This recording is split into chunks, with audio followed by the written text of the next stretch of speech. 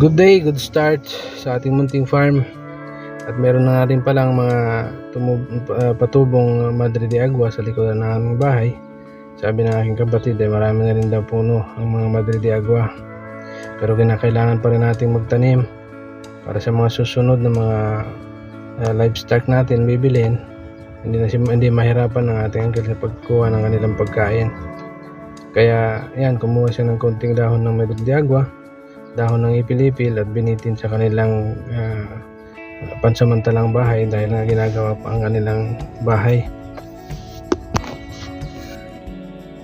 At kitang-kita na nga rin pala ang pagbabago sa katawan ng ating mga kambing, ang pag-inom nila ng molasses at pagkakaroon nila ng amylayan salt sa kanilang bahay.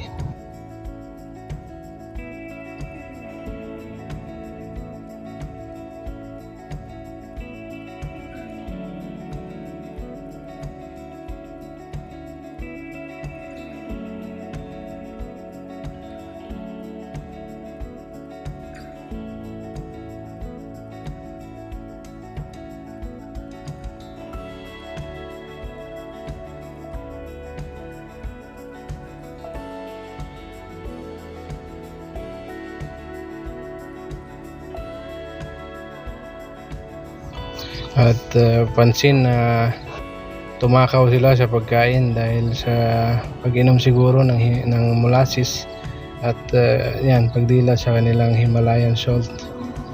At kitang-kita sa kanilang katawan na magana silang kumain.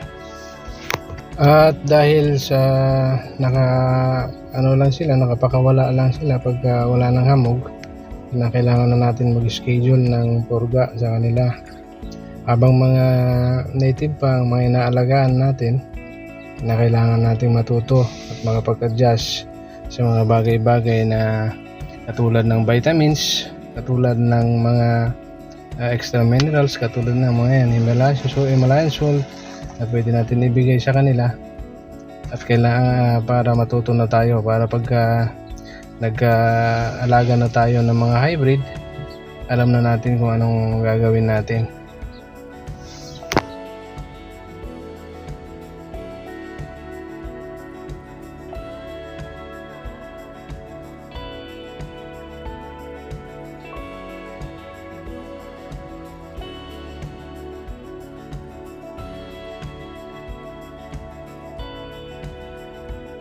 At halatang napakaganda na ang kanilang mga katawan.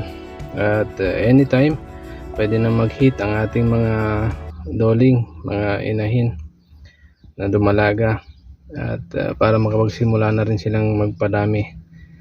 At itong isang itim na kambing natin, parang kinakailangan na ng purga kasi napakalakas niyang kumain sa labas. At kitang-kita sa kanyang tiyan na medyo malaki. At hindi ko gusto yung paano paglaki ng kanyang katawan at ng kanyang tiyan.